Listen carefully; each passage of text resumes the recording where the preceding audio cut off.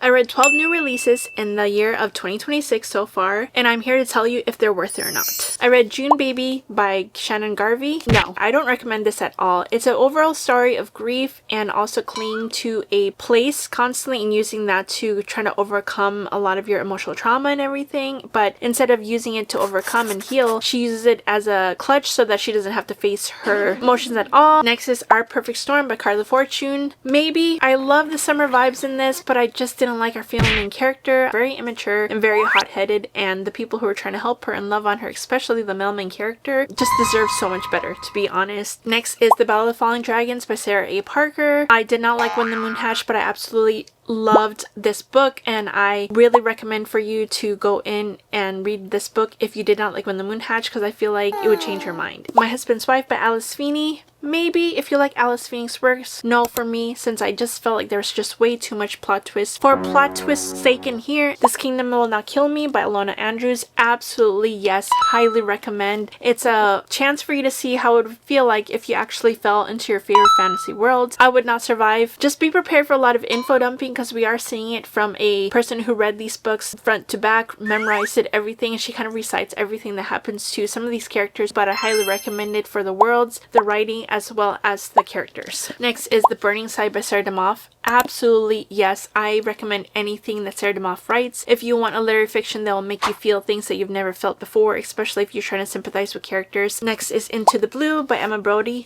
Duh. If you've seen any of my previous videos, of course I recommend this book. It shows you how these couple feel about each other, and it's the contemporary romance equivalent, literary fiction equivalent of mates that we find in fantasy romances. Next is Fury Bound by Sable Sorensen. Maybe. I didn't particularly like my time with this. The plots in here was like so convoluted, and I just felt like the FMC and the MMC were just like based on a lustful thing rather than actual like connection. Next is The Thorn Queen. Absolutely. I absolutely love the ending of this duology. I wish we had a little bit more from the romance side, like a connection, because I just feel like they kind of lost their depth from the first book. I loved how it ended nonetheless. Abby Jimenez, The Night We Met. For me, no. But if you're still interested in reading a lot of Abby Jimenez books, just pick it up anyways. This one, I just didn't feel like it was executed properly. I didn't agree with character assassination in order for the main couple to be together. Rights of the Starling by Devney Perry. Maybe if you're still interested with continuing on the series, but if you had the same problems that I did from the first book, like the over journeying, you wouldn't like this book because it does journey more. I would probably wait till the third book is about to come out in order to pick up this book. The last one is Dear Debbie by Freida McFadden. I highly recommend this one because it's one of her better done new releases, especially if you're looking for a palette cleanser. So what new releases did you read, and if you recommend any of them?